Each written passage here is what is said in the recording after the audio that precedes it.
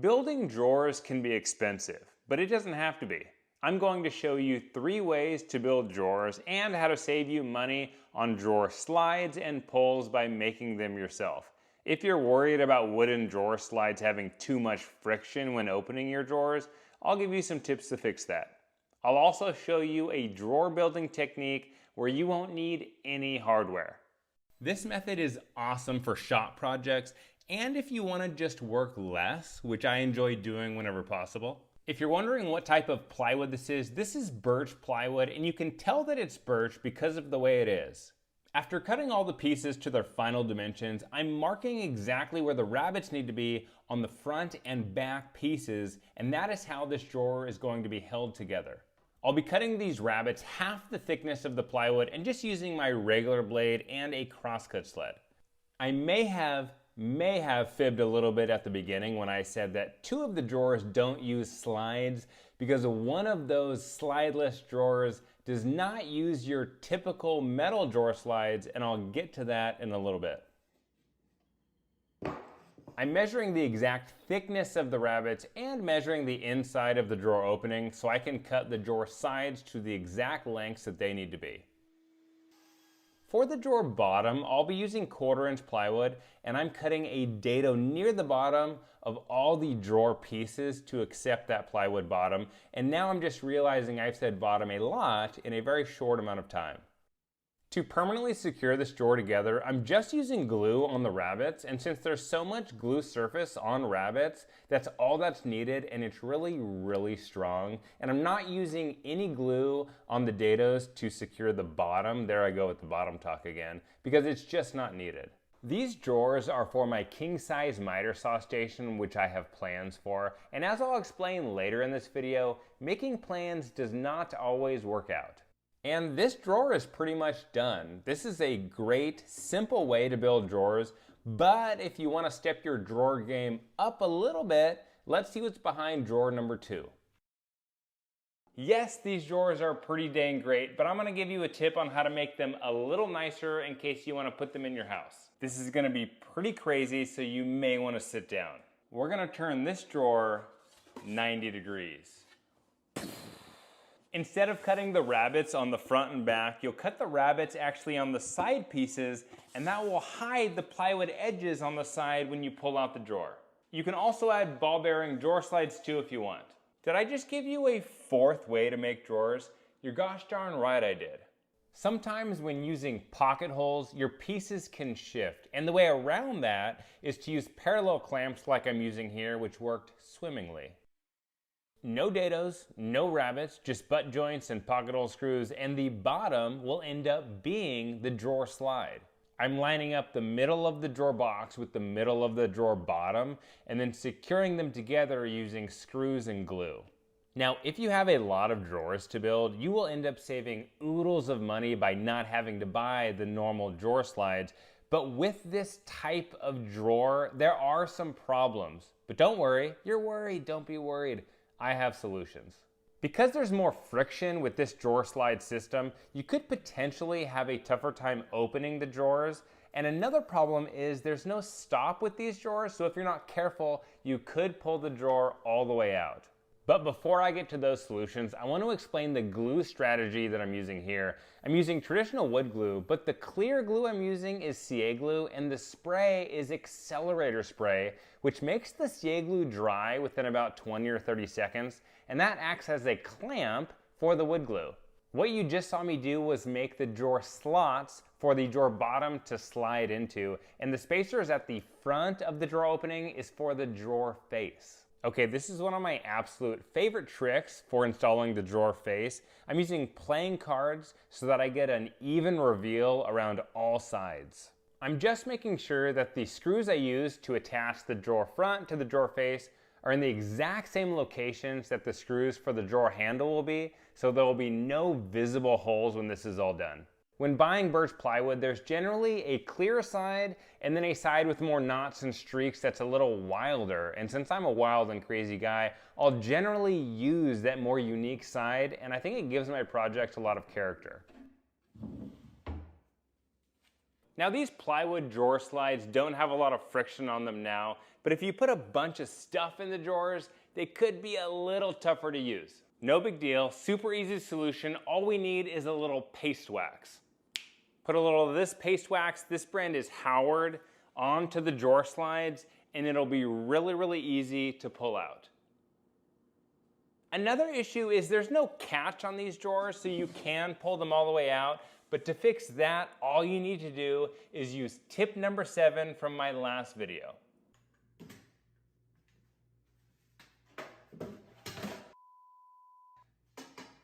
If that doesn't work for you, Michael Alm has a great tip in one of his videos, and I'll link that right here. But he extends the plywood sides on the drawer past the back piece, and that really helps not pull the drawer all the way out. Okay, let's save you some money. Using this technique that you're about to see will allow you to not always have to buy drawer pulls or handles.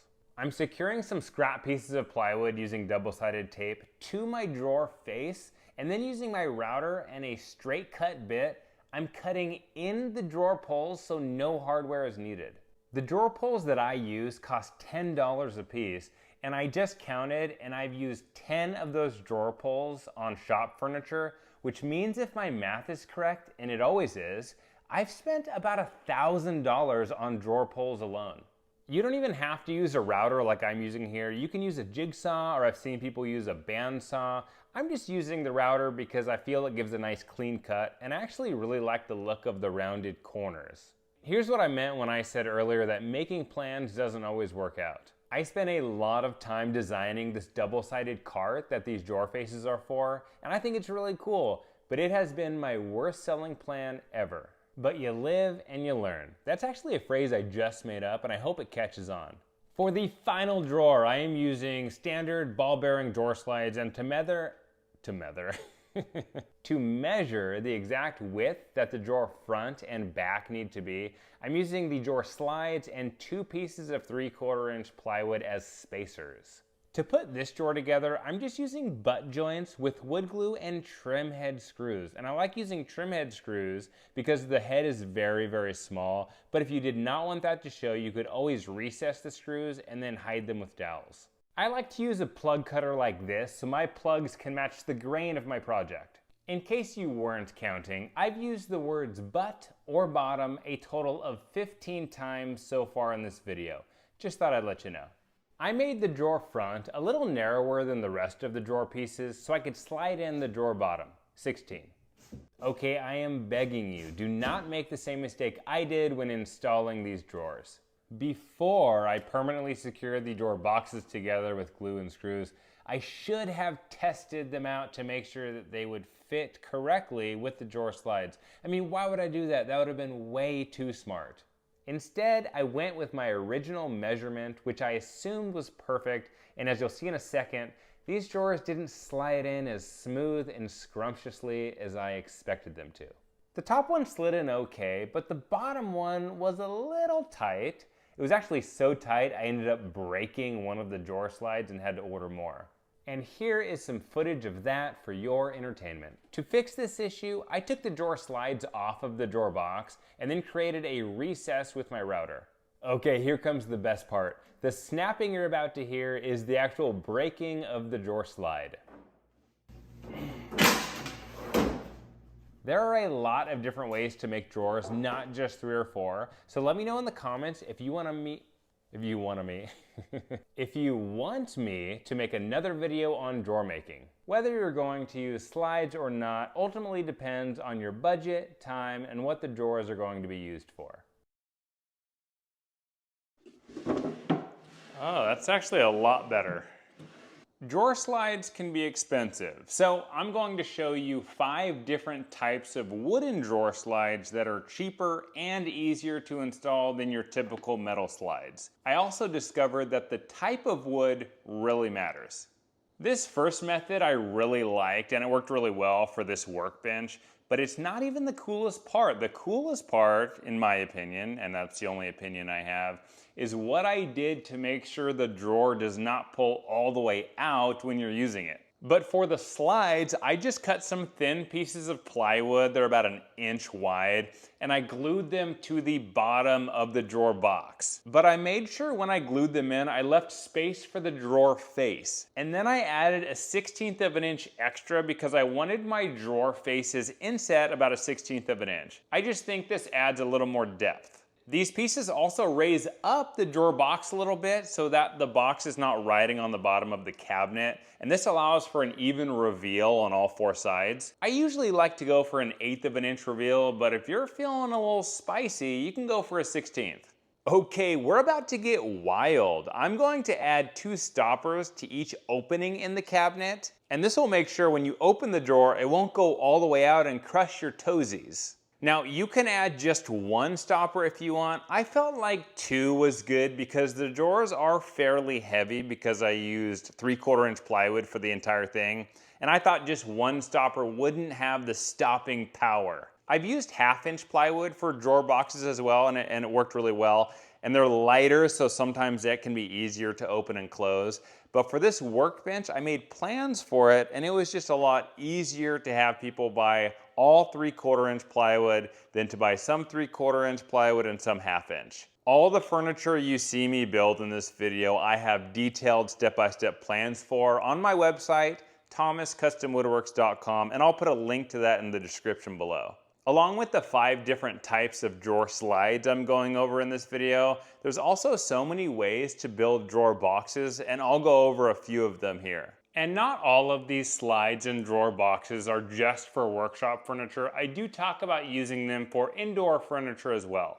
I like these stoppers for multiple reasons. 1, they stop the drawer from pulling all the way out, but 2, they're really easy to install. I just used 2 screws, 1 for each, that are 1 1/4 inches long. Another cool thing is I came up with this idea all on my own. Totally joking. I stole it from John Peters. He's got a phenomenal YouTube channel. I saw him use these stoppers for, I think it was an entry table, but if you haven't checked out John's YouTube channel on social media, he is phenomenal and quite the woodworker, John Peters. For these drawers, I just used butt joints and trim head screws, and for the bottom, I just inserted the 1/4 inch plywood into a groove I cut near the bottom of each drawer box piece. Later, I will show you how to hide the screws in your drawer boxes. Actually, multiple ways on how to hide them. Over the years, I have been asked by tens of people how I get an even reveal on my drawer faces. And it's a method that has worked so well over the years. I haven't really tried many other methods, but if you have a different way of giving an even reveal, let me know in the comments below. And extra points if you tell me that your way is the one and only correct way to do it. I use playing cards, and it doesn't matter how many cards I'm using here. The only thing that matters is that you use the same number of cards on the bottom as you do the top, and the same number of cards on each side. You do have to make sure you cut your drawer face to get the reveal you want. So if you want an 1/8 of an inch reveal, just cut your drawer face to be an 1/8 of an inch smaller on all sides than your opening. Okay, this is important. Important? Important. To secure my drawer face to the box, I'm driving in 2 screws that are in the exact location that my drawer pull will be. This is just temporary though, kind of like the joy I feel when I think the 49ers might win the Super Bowl. It's fine, I'm fine. I'm permanently securing the drawer face to the drawer box with 4 screws from the back. Now this drawer is just for a workbench, but if you wanted to make this type of drawer for your indoor furniture, or when you're making drawers for indoor furniture in general and you want to use plywood, you can always use iron-on edge banding for the top of the drawer box so you don't see those plywood edges. You can also do this for your plywood drawer faces, or you can use hardwood for the face. But, as I'll talk about a little later, there is something very important you have to do if you're using solid hardwood for your drawer faces. And it's something that I messed up on, but I like to show all my mistakes, and they are aplenty. Okay, I'm going to be honest with you, which I always try and do. The reason I put finish on my workshop furniture is to make it look nicer. It just makes me happy, and it makes the photos and video that I take look nicer too. Okay, let's see how we did with these stoppers. Hey, they work! I mean, I always knew they would work. I totally wasn't surprised at all when I found out that they worked well. That's all great, but what if you didn't even want to just hide the screws? What if you wanted there to be no screws and no brad nails? Here's a method where we're just going to use glue for the drawer boxes, and we're not even going to put any little plywood pieces in the cabinet opening. This is the least expensive option and how a lot of old furniture was built. Rabbets! I'm using rabbets for just the drawer fronts and backs, and that way the front of the drawer box has no exposed plywood edges, and we don't have to use any screws. Wood glue is plenty strong for this. You just cut halfway through the plywood, and you could use a dado stack. It would be faster with your miter gauge, but I'm just using multiple passes with my regular blade and a crosscut sled. What is time anyways? I've actually been thinking a lot about time recently because at the time of this video, I have a 2- and 3-year-old at home, and I'm trying to spend as much time with them as possible. And although I've heard from a lot of people that kids grow up fast, that won't happen to me. That just happens to other people. My kids will be little forever. If you've gotten value from this video so far, consider subscribing to my channel. I really try and add as much value to you as I can. This method is great, but it takes a little bit of extra planning. You have to measure the exact depth of your half laps and then measure the depth of your cabinet opening so that when you finish the drawers, the drawer face will be flush with the cabinet. This is not hard, and I know that for a fact because I can do it, but it's just something that I wanted you to be aware of. One thing to also be aware of is, unlike the last method, on this method there's no way for there to be an even reveal on all 4 sides. Because we did not raise up our drawer box, the cabinet face is going to be sitting on the bottom of the cabinet opening. So there will be no reveal on the bottom. I still think it looks nice. And another question that I get sometimes, this one I actually do get fairly often, is what kind of plywood I use for my workshop furniture. I generally always use birch plywood because I really like the grain pattern and it's one of the cheaper options at my local lumber yard. But how can you tell that it's birch plywood? And I've explained this before in the past, but if you're new here, I'll explain it again. You can tell that it's birch because of the way it is. Okay, you don't want to spend money on drawer slides, totally get it, I'm with you there. But let's say you also don't want to spend money on drawer pulls. Well, let's make some wooden ones. Very simple, just cut a thin strip of wood with the bottom side having a 45-degree angle so you can pull the drawer open. Then I'm just securing it with some wood glue and those recessed trim head screws we used before.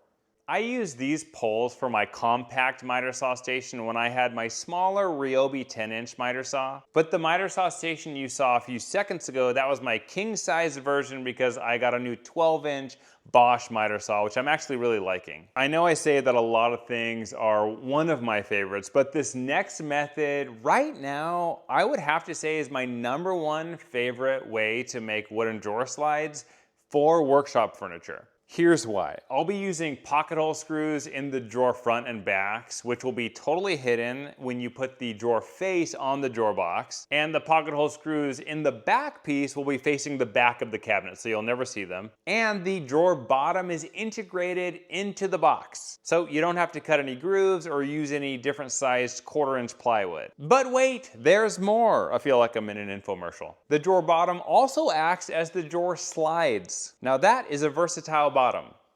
I'm a bit of an overbuilder, I don't know if you can relate, so I'm using wood glue and screws to secure the bottom to the drawer box. Now, unlike the last method, I am raising the drawer box a little bit by installing a small piece of plywood in the opening, and this will just allow me to get that even reveal around all 4 sides of the face. I'm also installing another piece that's about 1 inch above that bottom piece, and this will just make sure that when you pull the drawer out, it doesn't tip way down. The top piece is a lot wider than that bottom piece, and I did that for a very specific reason. I felt like it. That top piece could have been narrower, I don't know why I did that. When I originally built these drawers, a lot of people asked what there is to prevent the drawers from pulling all the way out. And of course, I gave them a snarky response like, just don't pull them out all the way. But then I decided to add those stoppers to that other workbench you saw, so those comments were actually really helpful.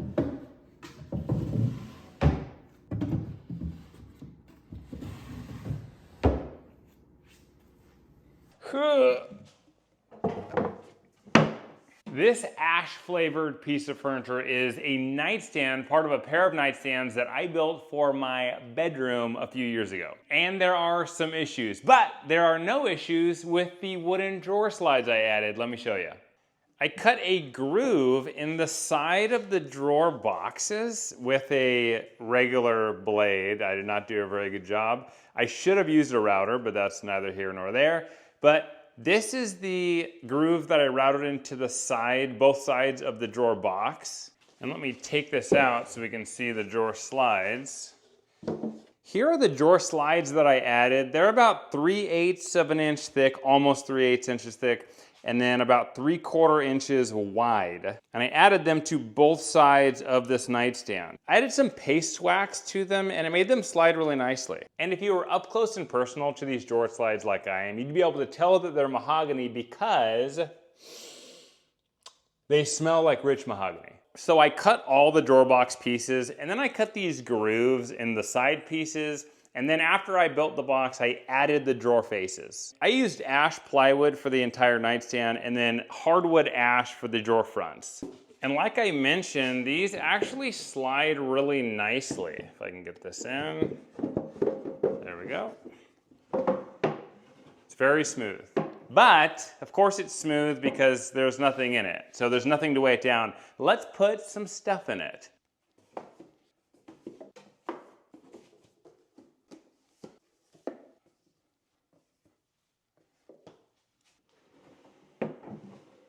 Yeah, they still slide really nice. And I've had this nightstand for about 5 years and the slides are still solid. I made the grooves in the drawer box about 1/4 inch wider than the wooden slides. And that seemed to work pretty well. Next time I'd probably make the grooves a little narrower so there's less play, but these drawers still work well. With wooden drawer slides, you do have to worry about wood movement a little bit, especially since I used hardwood slides. I didn't use plywood. But again, I've had this nightstand for about 5 years and it's gone through all the seasons. And in California where I am, it gets up into the hundreds in the summertime, and in the winter, it gets as low as 40 degrees, which I believe is about as cold as it gets in the US. And the slides have been great, but it is very dry where I am. So if you're in a more humid area, you may have to think about wood movement more. I left about 1/16 on each side of the drawer face and the top, and it seems to have worked well. Okay, we've talked about some of the good. Let's see some of the bad and the ugly, shall we? Uh-oh, what is that? Exposed pocket holes? Don't tell anybody, I'm embarrassed. This is against the wall, no one has to know, but it has worked well. If I did this again, I would cover the entire back and I'd cut some rabbets in the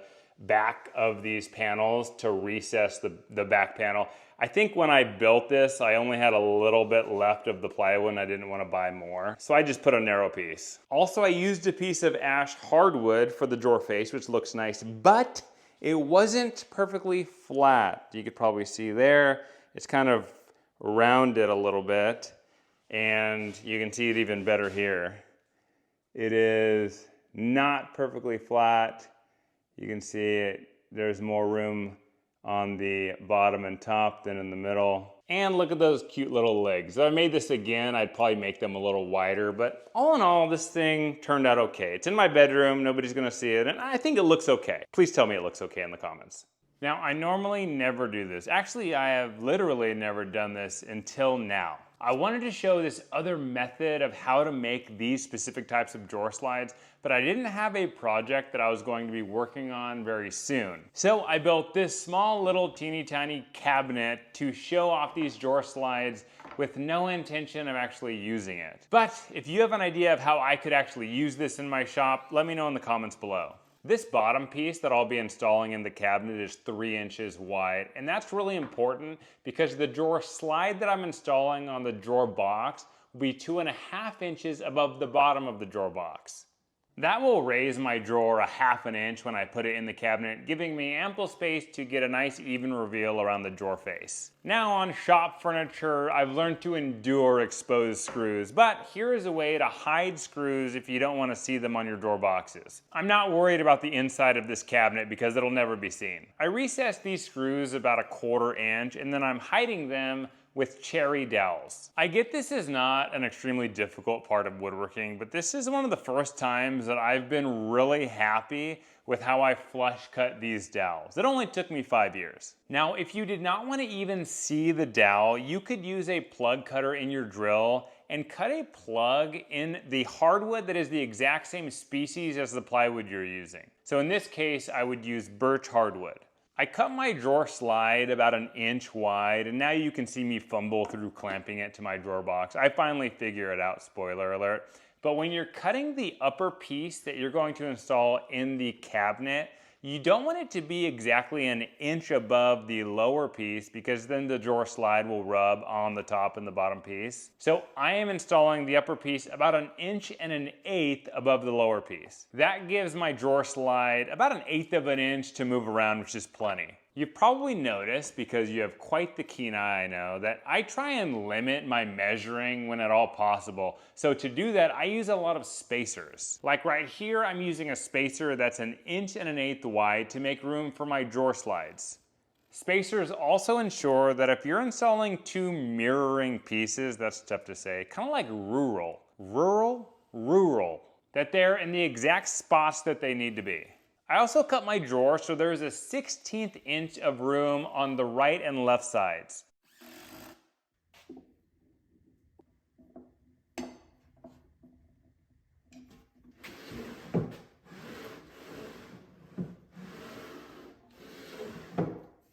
I was all set to claim victory and tell you just how great these drawer slides are, but alas, there is a different ending to this story. Now, I've done this method with wooden drawer slides before multiple times, but it's always been with hardwood. This time it's with plywood, and more specifically, the slides are gliding on the rough edges of the plywood. So it's actually not sliding as well as I would like it to. It's sliding okay, but it's not quite as smooth and easy as I was expecting. I'm gonna put some paste wax on it and see if that helps.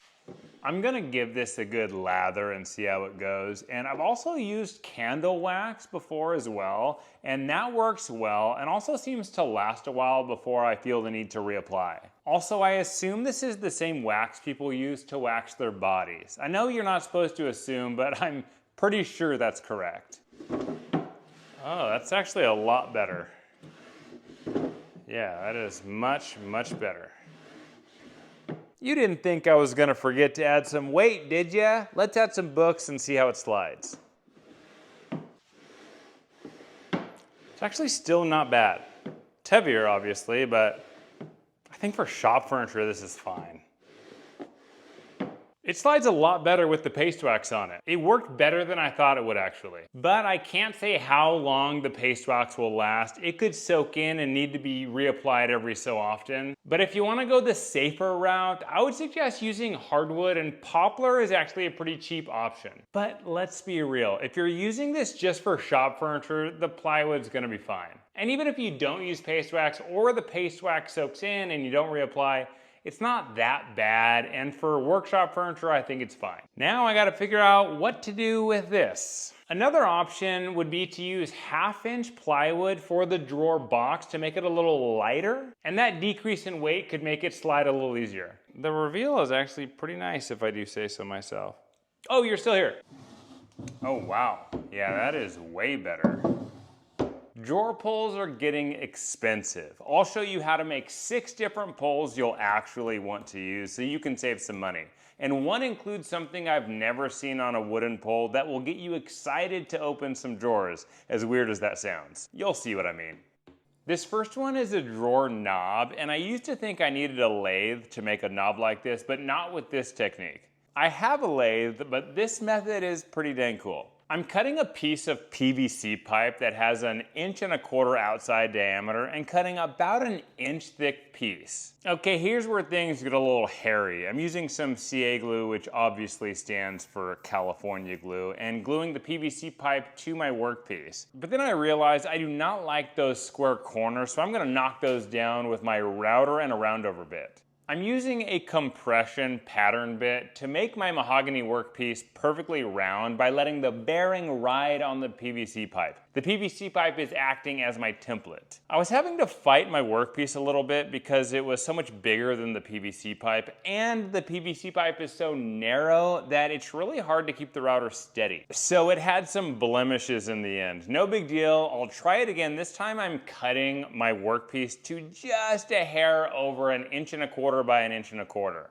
And here's what I did to fix those blemishes. I just focused really hard and tried to keep my hand really steady. Yeah, I don't have a quick fix for this one. It's actually a pretty tough technique, but with some sanding, I was able to get this piece pretty dang round. The guy who I first saw do this technique made it look so easy. Has that ever happened to you where you see a video online of somebody making or doing something and they make it look effortless, and then you try it yourself and it is anything but? Yeah, that can be frustrating. So I try and keep it real with you here. Is that still a cool phrase, keeping it real? Anyways, to make this knob look totally boss, I'm using a piece of wood that's right at the midline of the knob to find center. To drill in the exact center, I'm using a drill guide. Oh boy, let's talk about this drill guide. I'll give you my totally unfiltered view of this accessory in a minute. But here it got the job done. I had some trouble with it in one of the future polls, and there's an issue with it that really makes me wanna try a different brand out. And in this case, I really feel like you get what you pay for. When cutting the 3/8 inch dowel pieces, I found out that my miter saw dust collection works pretty well.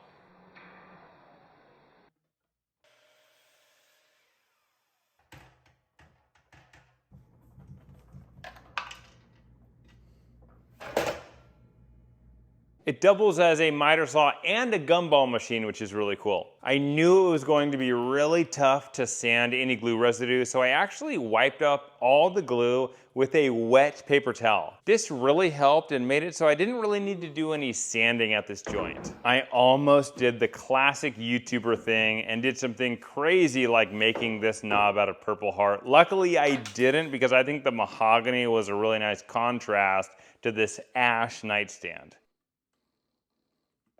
I feel like I went through so many emotions with this drawer knob. When I was making it, I thought it was gonna be really, really cool and I was really excited about it. And then when it was done, I thought it looked a little bulky and just not quite there yet. I thought it needed a little bit more tweaking. And now that I've installed it, I actually like how it looks. I still think it's not all the way there. I think I need to come up with a few more iterations to make this look just a little more finished. I feel like it looks a little clunky, but I really like how the mahogany contrasts with the ash. Overall, I think this is a solid option for a drawer knob, but just could use a little tweaking. This really makes me want to make version 2 of this knob on the lathe, so maybe that'll be coming soon.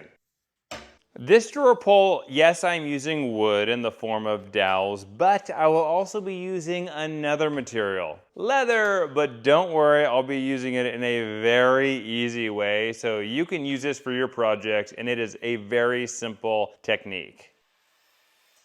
The main part that you put your hand on is a 1/2 inch dowel, and then I use 3/8 inch dowel pieces for the sides. For this, I'm using cherry wood because that's what I had on hand, but you can really do any species. I think darker woods tend to look a little classier, but it's your life, your choice. I'm giving myself about a 3/4 inch gap between the actual handle and the front of the drawer. That's plenty of room for my little fingies. And between the 3/8 inch dowel and the end of the 1/2 inch main part of the pole, there's about a 1/2 inch of space on each side. I thought I was done with this drawer pull, and to the naked eye, it looks finished, but I really think it's definitely not done yet. Here's what I mean. First off, I've been using the drill guide you saw me use to drill these 2 holes for a while now, and I am not that happy with it. Because if you look closely, it did not drill the holes right in the middle of this dowel. Look, there's a lot more space on the top than the bottom. It's easier to see in person, but you can sort of tell. Not a big deal because you won't be able to tell once the drawer pull is installed. So I think I need to try out a different drill guide. The one I've been using is on the cheaper end, so if you have any suggestions, let me know below in the comments. But why I don't think this is finished, it's just not that interesting. I think I know just the solution to make this a lot more compelling. A little while ago, I made a sign for my mom using wood and her old leather baseball glove from when she was in junior high, and the sign was the logo of her favorite baseball team. And I feel very fortunate that I was able to give this to her before she passed away from cancer. Mom, are you ready? Yeah? I made you something. You did? Yes. Oh my gosh. Do you recognize this? Is that my glove? Yeah. Isn't that cool? Wow. You like the Giants, right? You kidding me? Isn't that Oh fun? my gosh, look at this. I painted that. Wow. Do you like it? For me? Yeah. Oh. Isn't that great? Look at You see? Daddy made that for Grandma. Do you want to see Parker? He loves me. Since I keep everything, including scraps from that glove, I'm using a little piece for this drawer pull. Now this glove is about 60 years old, so this type of leather is going to give it kind of a vintage look. If you wanted a more modern look, you could buy a brand new piece of leather and put that on. It totally depends on the look you're going for, or you could just leave it straight wood, which works as well. And I'm using CA glue with accelerator spray to adhere the leather to the wood. The spray just helps the CA glue dry super fast. If you're looking for a pole that is better suited for shop furniture, I got you. And because I like to do things a little extra, I'm going to give you two versions of this shop drawer pole. The second one is just going to be a little nicer. You'll make a cut at 45 degrees and then your second cut will be at 90 degrees, making sure your fence is locked down as I always do. Sorry, I misspoke, as I almost always do. Happens to the best of us. My preferred dimensions when these are installed are 4.5 inches wide, 1¼ inches tall, and about 1 inch deep. And I've been using these on shop furniture for years.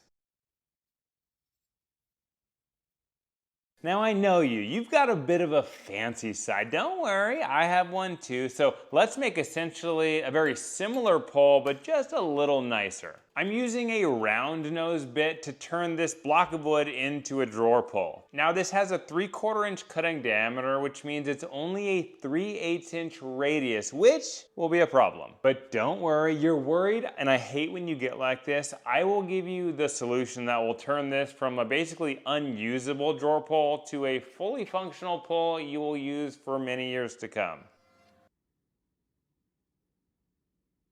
So we have a bit of a problem. The bit wasn't big enough, it was a little too small for this indentation, and so when I'm trying it out and putting my fingers underneath, it's just not big enough for my fingers. You can see my fingers just don't fit, and that's gonna be really annoying as I try and use these, but I have a solution. I am cutting a piece of wood that I will attach to the drawer pole, which will extend it about 3/8 of an inch. Now that's the solution I have because I did not want to buy another bit. The better solution would be to buy a round nose bit that has a 3/4 inch radius instead of the one I use, which is a 3/8 inch radius. This will give your digits plenty of room. The only issue is those bits only come with a 1/2 inch shank. So you have to use a router that takes a 1/2 inch shank, not your smaller 1/4 inch shank. Now you want to make sure that you're making these poles the size that will look best for the drawer you're putting them on. You definitely don't want to put a wider drawer pole on a smaller drawer. I mean, who would do that? That would be so silly.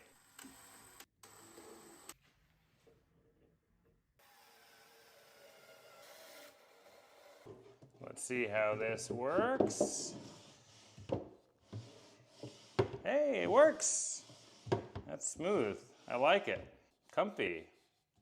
I made this a little too wide for this size of drawer. I probably should have made it the size of these two drawer pulls, but all in all, I like the design. I think it's great for shop furniture, and I'm happy that I did the round over on the top and the bottom. It makes it nice and comfy. And you know I like to be comfortable. And it's really difficult to tell that I added some material in the back. It's hardly noticeable. I mean, I notice it because I added it and I know it's there, but it turned out pretty well.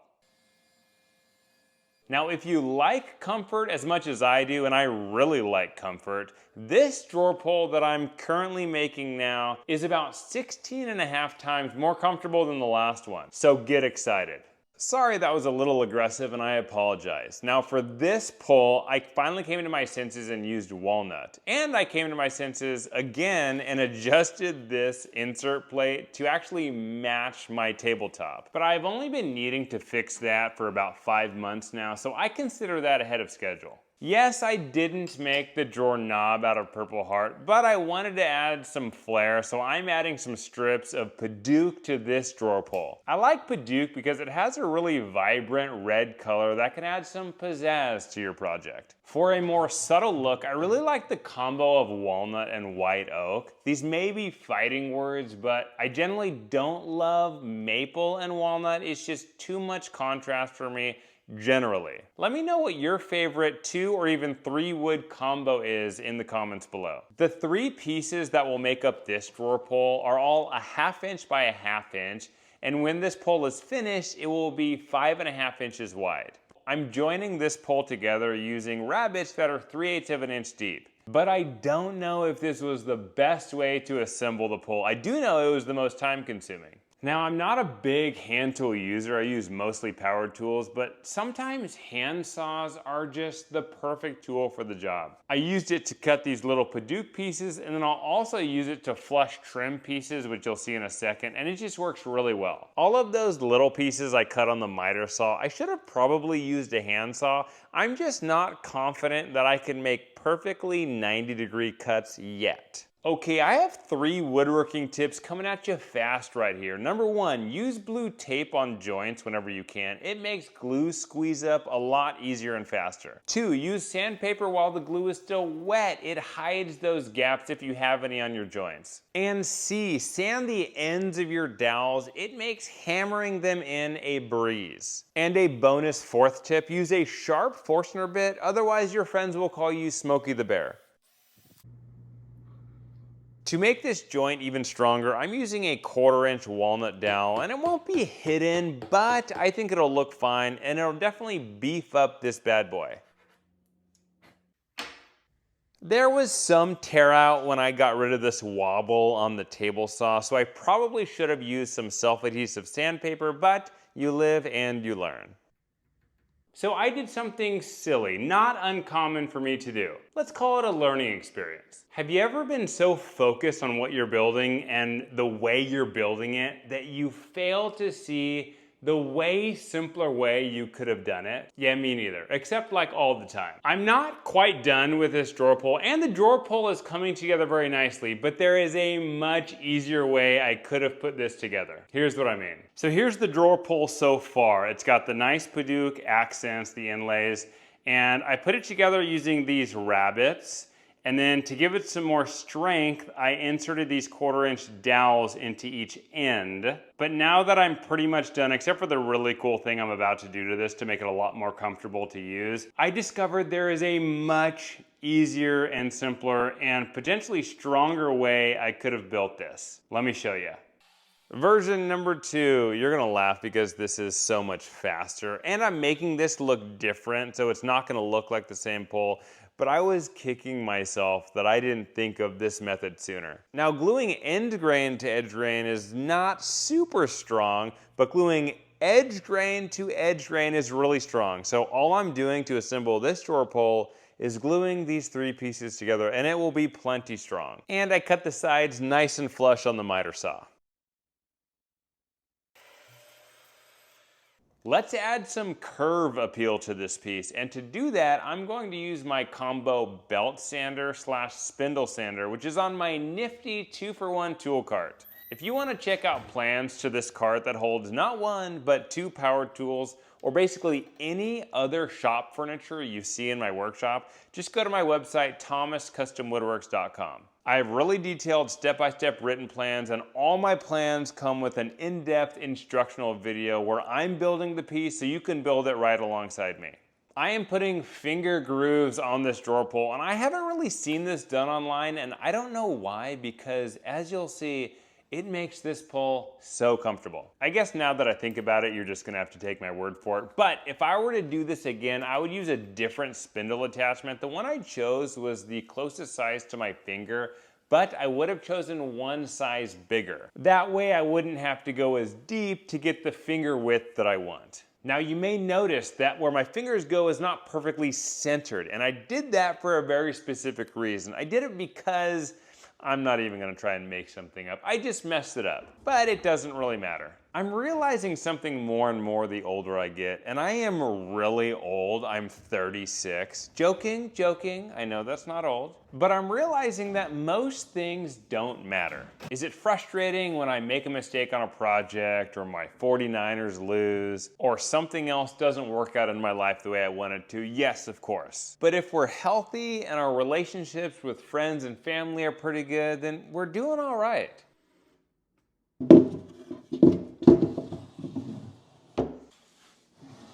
Oh wow, yeah, that is way better. Yeah, that is comfy. Okay, back to what really matters, drawer pulls. I think if I were going to make one set of drawer pulls, I would combine these 2 walnut versions. I would assemble it the simpler way with just butt joints and glue. I would probably add some accents, but I would use oak instead of padauk, and I would curve the front corners. I like my drawer pulls to be curvilicious.